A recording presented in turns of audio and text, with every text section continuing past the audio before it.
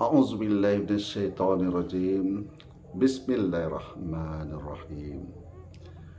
Allahumma sholli ala Sayyidina Muhammad wa ala ali Sayyidina Muhammad. A'udzubillahi minasyaitonirrajim. Bismillahirrahmanirrahim. Rabbi sadri wa yassirli amri wahlul 'uqdatam min lisani yafqahu qawli.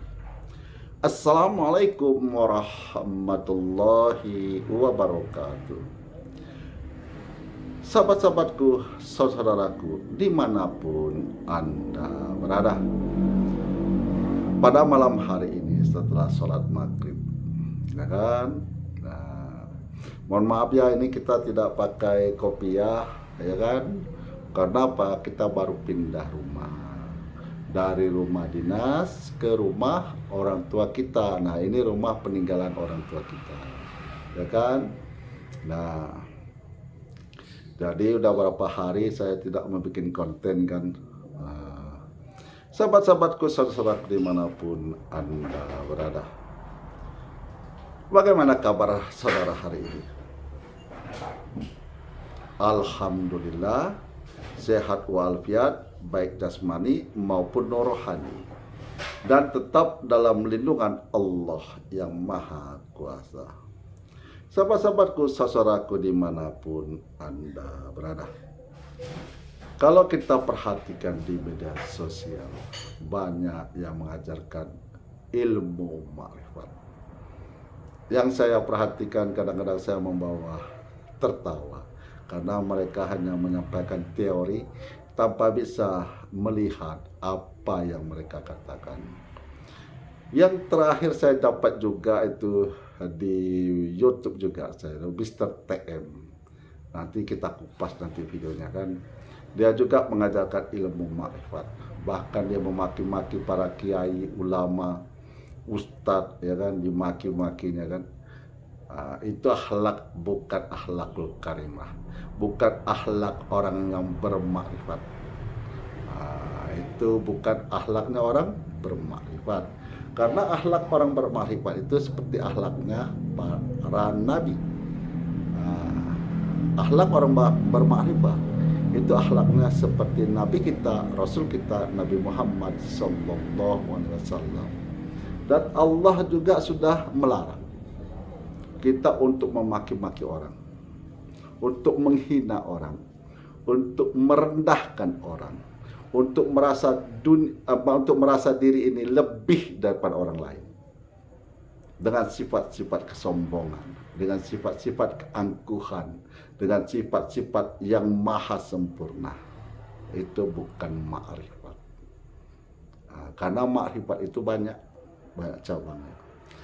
Bahkan yang sudah dibimbing guru di bawah bimbingan mursyid, ya kan, itu masih banyak yang melenceng. Banyak yang melenceng karena jalan ini ada jalan yang halus. Makanya saya tidak mengajarkan makrifat secara medsos, media sosial. Saya tak mau, karena ini jalannya halus, ya kan. Salah-salah nanti bukan sampai ke tujuan, justru tenggelam dalam lautan, ya kan.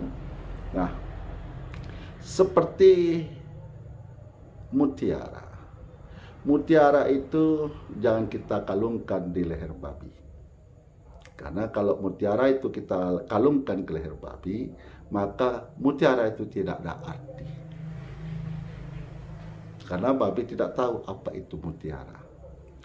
Kalau kita menyelam ke dasar lautan untuk mencari mutiara, maka mutiara itu tidak akan pernah kita dapat di dasar-dasar lautan. Kita harus mencari kerang. Dapat kerangnya, kita buka, di situ tersimpan mutiara. Tidak semua kerang membawa mutiara. Ada juga kerang-kerang yang kosong melompong, tidak membawa mutiara. Itulah orang-orang yang mengajarkan ilmu makrifat di media sosial. Hanya kerang-kerang kosong. Nah, jadi sahabat-sahabatku dimanapun Anda berada, pada hari ini kita akan membicarakan 4 kesuksesan dalam kehidupan. 4 kesuksesan dalam kehidupan ini. Jangan lupa untuk membawa lampu, obor, atau suluh untuk menerangi jalan-jalan kehidupan. Jangan kita lihat penampilan seseorang, tapi lihatlah apa yang dia sampaikan. Karena penampilan bisa menipu. Sementara pembicaraan orang, kalau kita gunakan pikiran, kita tidak akan pernah tertipu. Nah, 4 kesuksesan dalam kehidupan ini yaitu: 1. Kalau kita itu memilih daripada dunia, jadi di luar agama, jadi halal haram hantam. Ini yang banyak dicari orang ini, halal haram hantam. Yang mencari haram aja susah, apalagi yang halal. Ini pahami di masyarakat ini. Rata-rata banyak saya jumpa, kadang-kadang bikin kita tersenyum kan. Nah, jadi kalau kesuksesan kita dengan ukuran dunia ini adalah dengan banyaknya harta. Yang kedua, dengan tingginya jabatan. Yang ketiga, dengan banyaknya perempuan. Nah, hati-hati nih para ustadz, kiai, ulama, pada umumnya rontok kalau menghadapi perempuan. Nah, kalau sudah menghadapi perempuan, sudah rontok keimanan itu. Maka menggunakan dalil lah, sunnah. Menggunakan dalil sunnah berselimut hawa nafsu. Nah, ya kan, mencontoh Nabi, ya kan, diperbolehkan menikah sampai 4 perempuan, berselimut agama, padahal penuh nafsu. Nah, inilah kesuksesan manusia di dunia ini. Dengan banyaknya harta, dengan tingginya jabatan, ya kan, dengan banyaknya perempuan yang dia miliki, maka seorang laki-laki ini merasa sukses hidup di dunia ini kan. Apa sih yang tidak bisa dibeli dengan uang? Nah, itu orang dunia itu. Orang dunia, apa sih yang tidak bisa dibeli dengan uang? Nah, coba lu beli imanmu. Coba lu beli supaya kau tidak mati, supaya tidak meninggal. Coba beli dengan uangmu yang banyak itu. Takkan ada. Kalau tiba kematianmu, kau wajib meninggalkan semua kesenanganmu. Kapan sahabatku, saudaraku, merasakan hidup itu berharga? Hidup itu sahabat rasakan begitu berharga, begitu berarti kalau sahabatku sudah merasakan sakit, sudah dekat dengan kematian, maka disitulah sahabatku baru merasakan betapa berartinya hidup ini, untuk diisi dengan amalan-amalan yang Allah perintahkan sesuai dengan ajaran Nabi kita, Rasul kita, Nabi Muhammad Sallallahu Alaihi Wasallam. Nah, itu ukuran dunia. Kalau ukuran dari agama, dari ukuran dari agama kita, 1, kesuksesan dimiliki oleh manusia itu apabila dalam sholat.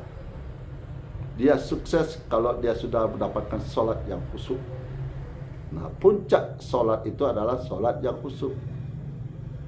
Nah, puncak sholat ada sholat yang khusyuk. Apa sih tandanya kita sudah sholat yang khusyuk? Tanda kita sholat yang sudah khusyuk adalah terpeliharanya perkataan dan perbuatan. Kita tidak mau menghibah lagi. Kita tidak mau lagi sirik sama orang lain. Kita tidak mau lagi dengki terhadap orang lain. Kita tak mau lagi membuli orang lain. Kita tidak mau lagi merendahkan orang lain. Kita tidak merasa mulia. Kita tidak merasa sempurna. Bahkan orang lebih baik daripada kita. Nah, itulah sholat yang khusyuk. Sesuai dengan inna sholata alil fasai wal munkar. Sesungguhnya sholat itu menghindari perbuatan keji dan perbuatan munkar. Nah, itu kesuksesan dalam sholat. Jadi puncak sholat itu adalah sholat yang khusyuk. Nah, Dalam tarekat, puncak daripada tarekat itu adalah ma'rifat. Nah, ma'rifat. Ma'rifat apa sih ma'rifat itu? Kenal kepada yang menciptakannya. Nah, jadi saya tidak akan membahas secara dalamnya karena tak mungkin saya membicarakan itu di media sosial. Tidak mungkin ceret mencari gelas, yang ada gelas mencari ceret, ya kan? Ceret itu apa tuh? Itu tempat air tuh, tempat air kalau menuangkan minuman ke gelas, ya kan? Jadi ceret tak butuh gelas, yang butuh gelas membutuhkan ceret atau teko. Teko atau ceret, ya kan? Atau ada apa istilah di kampung saudara yang lain? Saya nggak tahu lah, ya kan? Yang saya tahu itulah ceret atau teko, ya kan? Itu kesuksesan dalam kita belajar tarekat. Kesuksesan kita dalam menghadapi kematian adalah dimasukkan ke golongan orang-orang yang husnul khotimah. Di akhir alamnya dengan keadaan baik. Baik di sini apa? Baik di sini adalah mengucapkan kalimat la ilaha illallah atau Allah. Nah, disinilah kesuksesan seorang manusia. Kalau di sudut pandangan dari agama Islam, dari sudut pandangan yang diajarkan oleh Nabi kita, Rasul kita, Nabi Muhammad Sallallahu Alaihi Wasallam, inilah puncak kesuksesan kita hidup di dunia ini. Ya kan? Ma'rifat, salat yang khusyuk, disimpulkan kedua ini untuk mencapai kepada husnul khotimah. Nah, husnul khotimah inilah puncak kesuksesan manusia hidup di dunia ini. Bukan karena banyaknya harta, bukan tingginya jabatan, bukan besarnya pengaruh, bukan banyaknya perempuan. Rata-rata saya perhatikan yang bergerak di bidang agama, berdakwah, rontok keimanannya kalau sudah berhadapan dengan seorang wanita. Apa tidak boleh Pak kita tuh menikah lagi? Boleh. Kalau kita mau menikah lagi boleh, dengan syarat atas persetujuan istri pertama. Kalau istri pertama setuju, tidak ada masalah. Yang susahnya curi-curi, nyimpan sana, simpan sini, istri simpanan, disimpan perumah sana, disimpan perumah sini, dibuatkan rumah di sana tanpa pengetahuan istri pertama.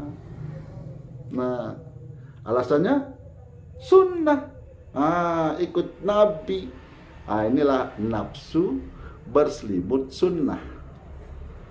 Nah, setiap kehidupan ini akan berakhir. Kita hidup di dunia ini hanya menunggu kematian. Sebelum datangnya kematian ada kewajiban. Apa kewajiban kita? Untuk beribadah kepada Allah, untuk melaksanakan perintah Allah, menjauhi larangan Allah. Nah, itulah sebelum datang kematian. Jadi tadi sukses yang pertama menurut ukuran dunia, banyaknya harta, tingginya jabatan, banyaknya wanita, ya kan, melingkupi dia kan. Inilah kesuksesan dunia. Ini orang-orang dunia ini mencarinya. Kalau tidak dapat itu harta yang banyak, hina di mata manusia, hina dia rasanya kan. Putus asa dia, akhirnya cari apa? Pesugihan. Persugihan karena merasa hina di mata Allah, tapi dia tidak dia hina di mata manusia, tapi dia tidak takut hina di mata Allah.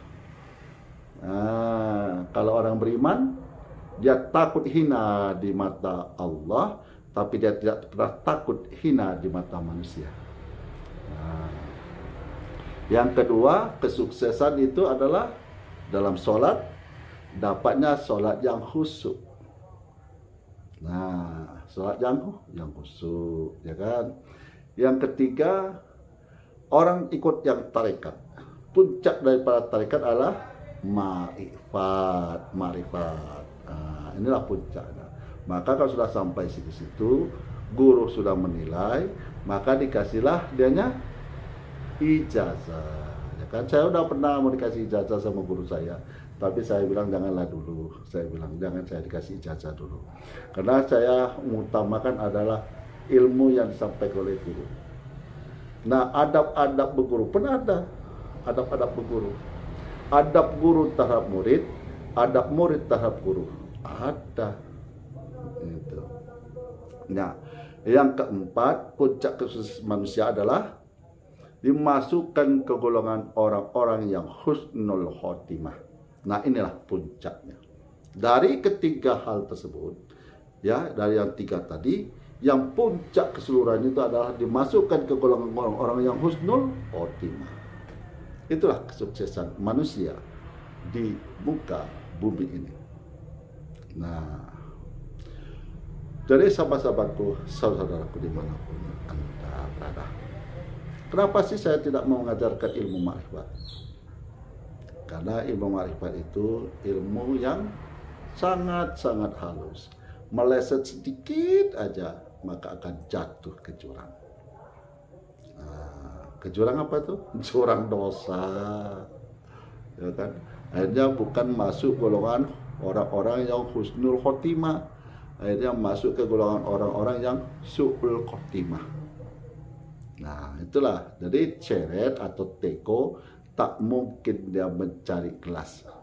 Yang ada adalah gelas yang mencari teko atau ceret. Jadi kalau di YouTube ada orang mengajarkan ilmu makrifat, berarti itu orang yang kerang yang kosong. Kerang kosong. Kenapa? Karena ceret mencari gelas. Nah, kalau ceret mencari gelas, kosong itu ceret itu. Tidak mungkin dia bisa mengisi gelas itu. Itu omong kosong doang gitu. Karena saya pengetahuan saya, berdasarkan pengalaman saya, guru-guru yang sebenar-benarnya guru itu tak pernah muncul di YouTube, tak pernah muncul di media sosial, tak pernah. Itu sebenar-benarnya guru. Kalau ada guru ilmu marifat di YouTube, di media sosial, itu guru-guruan. Nah, guru-guruan. Karena yang mempunyai ilmu marifat mengetahui bahayanya ilmu marifat. Rata-rata orang sudah berilmu marifat, maka dia meninggalkan syariat. Padahal syariat itu wajib dijalankan. Syariat itu tidak bisa ditinggalkan. Karena syariat, ya kan, itulah aturan-aturan di dalam agama Islam, tidak bisa ditinggalkan. Semoga sahabat-sahabatku dimanapun Anda berada, selalu dalam lindungan Allah yang Maha Kuasa, diperkuat keimanannya, tidak mudah goyah seperti daun digoyah oleh angin. Tetap dalam pendirian, karena kita ini sudah berada di akhir zaman. Setiap individu-individu akan menanggung perbuatan dan perkataannya sendiri, akan dimasukkan ke dalam liang lihatnya sendiri, akan ditulis atas namanya sendiri. Maka perintah Allah dalam Al-Quran, gunakanlah pikiranmu dan renungkanlah. Akhirul kalam, saya akhiri dengan Assalamualaikum warahmatullahi wabarakatuh.